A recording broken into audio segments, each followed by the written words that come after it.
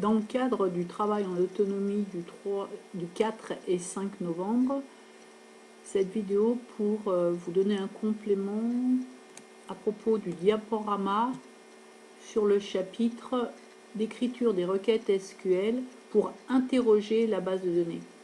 Donc c'est le chapitre en cours. Nous avons commencé à regarder ce diaporama ensemble. Nous en étions à la diapositive 15. Je vais faire un bref résumé jusqu'à cette diapositive 15 et puis je passerai un peu plus de temps à partir de la 15. Donc si on revient sur ce diaporama, on va le visionner. Le langage SQL va nous permettre de parler à une base de données. Donc pour cela, on prend un schéma relationnel modèle qui va nous permettre de cibler les différents exemples de ce diaporama. On peut voir le même modèle sous un autre angle. On rappelle ici les contraintes, les différentes contraintes d'intégrité qui sont mises en place sur une base de données pour en assurer sa performance, son efficacité. Donc les opérateurs algébriques de ces requêtes type mode interrogation de données, il en existe un certain nombre. Nous en cours, nous n'avons retenu, et nous retiendrons cette année que la projection, la restriction et la jointure. Donc une requête qui permet d'interroger une base de données a une syntaxe qui commence toujours par select from. Après vous avez des options possibles.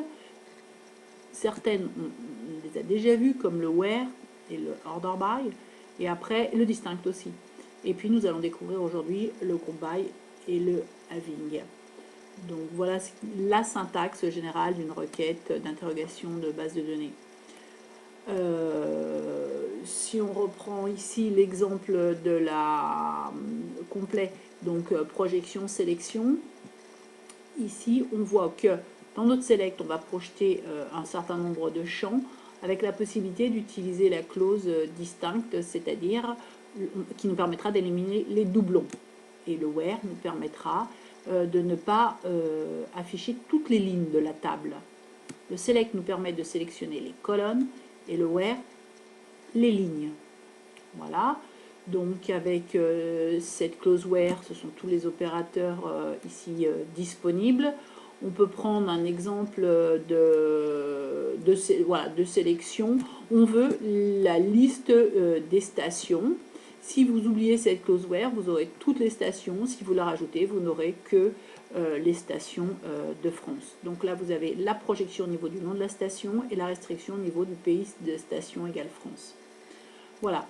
Donc le principe de la jointure, on l'a vu aussi avec deux écritures. Quand est-ce que l'on a besoin d'utiliser une jointure? Lorsque l'on veut des informations dans le select ou dans la restriction, mais ces informations proviennent donc ces attributs de tables différentes. Il faut donc préciser que l'on utilise plusieurs tables.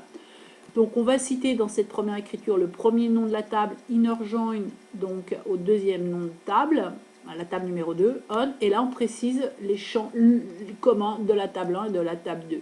Parce qu'en fait, nos différentes tables sont toutes liées et elles ont toutes de l'une à l'autre un champ commun, ce qui va nous permettre donc par la suite de trouver des informations qui sont éparses sur toutes les tables et de les récupérer grâce à nos jointures. Donc une deuxième écriture ici, qui est souvent préférée, je ne sais pas trop pourquoi. Donc ici, vous avez le from, vous avez les deux noms de table en question d'où viennent les informations donc, nécessaires, et vous précisez de la même façon hein, que le champ 1 de la table 1 est égal au champ 2 de la table 2.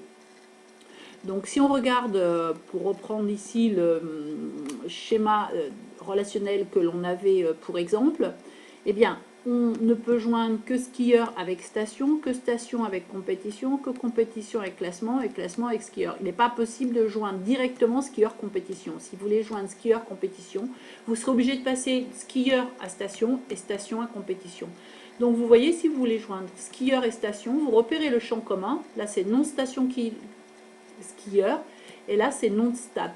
Donc en fait, vous direz si vous vouliez afficher le nom du skieur ainsi que l'altitude de la station de laquelle il vient, eh bien, vous feriez un select nom skieur, virgule altitude station, from deux tables, puisque les informations viennent de deux tables, skieur, inner join station, on, nom stat skieur est égal à nom de stat.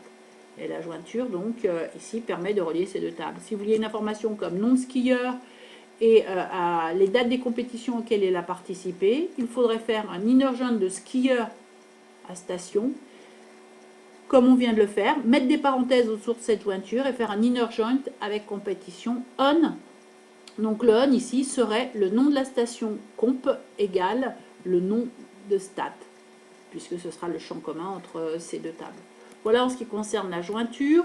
Donc ensuite, il va nous être proposé les opérations intersection, union, différence. On a dit qu'on ne s'en occupait pas cette année. Puis la fonction agrégative. La fonction agrégative, c'est la possibilité de faire des opérations sur les différentes occurrences de notre requête de sélection.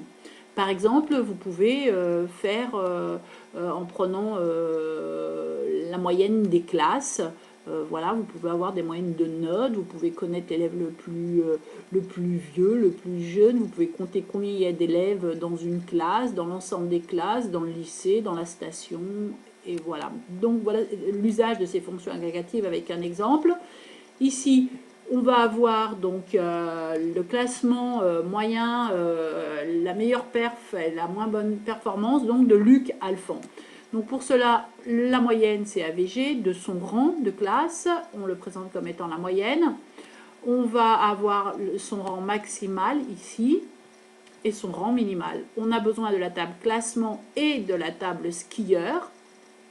On, donc on précise ici les deux champs, le champ commun A skieur et le champ commun A classement. Et on précise que on veut cela pour le skieur Alphand. Bon, là, la requête, elle n'est pas très bien faite parce qu'on aurait pu rajouter Inde, prénom skieur égale Luc. Si on vous dit qu'on veut les informations concernant Luc Alphand, il faut mettre nom skieur classe égale Alphand, Inde, prénom skieur classe égale Luc. Si son frère participe, ici, ce serait source d'erreur. D'accord? Donc voilà pour les fonctions agrégatives qui sont bien utilisées dans ces requêtes de sélection. Alors après, la possibilité de faire un tri, c'est-à-dire d'ordonner les résultats, on l'a déjà un peu aperçu ceci. Donc soit vous précisez le nom du champ sur lequel vous voulez trier, je vous rappelle que vous pouvez en mettre plusieurs avec virgule, et vous pouvez aligner tous les noms d'attributs qui, par exemple le nom, puis le prénom, la classe, le nom, le prénom, si vous voulez trier par classe, par nom, par prénom. Et vous pouvez aussi utiliser des numéros qui correspondent au rang du champ dans le select. Donc là, on va trier sur nom station. Si vous voulez trier sur altitude, on mettrait 2. Et altitude, de la plus haute altitude à la plus basse, on mettrait 2 DES, D-E-S-C, qui veut dire descendant. Quand c'est dans l'ordre du plus petit au plus grand ou de A à Z, par défaut, c'est ASC, ce qui veut dire ascendant, pas besoin de préciser. Alors, la notion de close group by, c'est lorsqu'on va vouloir faire des regroupements. Tout à l'heure, j'ai parlé de moyenne des élèves. Si on veut la moyenne par classe, eh bien, il va falloir introduire la notion de group by class pour ne pas faire cette moyenne sur l'ensemble des élèves, mais bien la moyenne par classe. Donc, c'est aussi une clause qui est souvent utilisée. Je vous donne un exemple ici. On va compter le nombre de compétitions qui se déroulent donc dans chaque station. Donc, on va prendre un select, on va mettre ce que l'on veut, c'est le nom de la station avec le nombre ici de compétitions. On prend tout ça dans compétition. Et si on oublie cette clause, eh bien, il va compter en général toutes les compétitions. Nous, ce qu'on veut lui préciser, c'est de compter selon le critère, donc qui est le nom de la station, puisqu'on veut le nombre de compétitions par station. Donc, voilà l'écriture nécessaire. On peut avoir le nombre de victoires pour chaque skieur. Donc ici, on va préciser que les classements égales à 1, on veut bien les compter, mais par skieur. Si vous oubliez ici numéro de skieur et numéro de skieur classe, vous compterez combien il y a eu de classements de rang 1. Mais vous ne saurez pas à qui appartiennent ces classements. Voilà. Donc il faut repérer dans la question la notion de regroupement. Ensuite, la close having suit forcément un group by.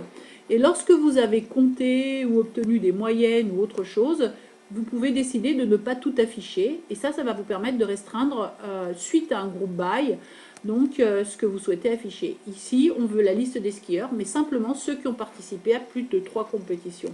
Donc, on va restreindre l'affichage à ceux qui en ont plus que 3. Voilà. Donc de même, c'est une clause qu'il faut connaître, qui est systématiquement derrière le groupe by. Il n'y a pas d'having sans groupe by et qui est nécessaire, qui peut être nécessaire. Voilà. Et bien, si vous avez des questions, vous me postez un mail, voilà, sur ce diaporama.